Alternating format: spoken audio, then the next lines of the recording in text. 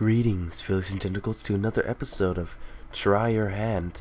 Today I'm going to be reading, not a fanfic, but a CreepyPasta. If you don't know what a CreepyPasta is, it's a strange and unusual horror story involving very strange monsters. This story is called Branches in the Wind. This is my first time reading it. I skimmed a little bit, but I haven't fully read it yet. And this will be unedited. The only thing you won't hear is me blowing my nose or coughing, for I have an extremely bad cold. Therefore, I won't be doing any voices for any children. Alright, this is Branches in the Wind. Finally, I'm home. After working a late night, I finally finished a project that my boss pushed on me. Yeah. It was all worth it though, because I had a great day ahead of me. The part I was most excited for though was seeing my son. I finally won the custody battle against my ex-wife, so now I actually get to see him. I fixed up my old spare bedroom for him, although it looked bland and all white.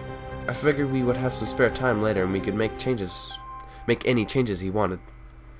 I lumbered up the stairs, and when he finally heard I was there, he quickly called me to his room. "Daddy, I can't sleep. There's a monster in the window." Monsters, huh? That's original for a kid. Don't worry about that. It's just the tree branches blowing in the wind. See? I pointed and showed him the branch tapping against the window pane. He trusted me enough to calm himself down, and I kissed him goodnight. Finally, time for sleep. I could hardly even see straight at this point. I walked across the hallway and collapsed into my bed. I had had too much on my plate to be dealing with monsters.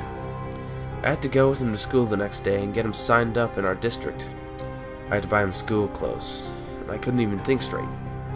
That's when I heard him calling again. Man, I love this kid and all, but I need some sleep. "Daddy, the monster's back again."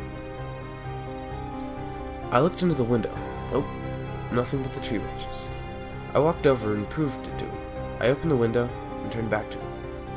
"See, there's nothing but the tree. I told you. Now go to sleep. You have school in the morning." He's a little startled from what I could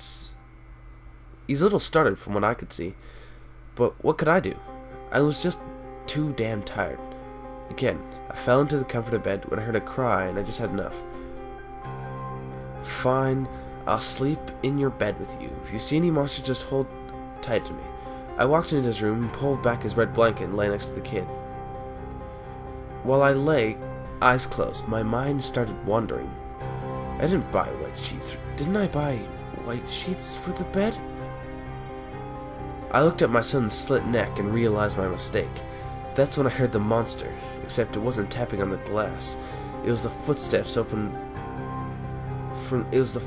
the open window. I couldn't help but laugh.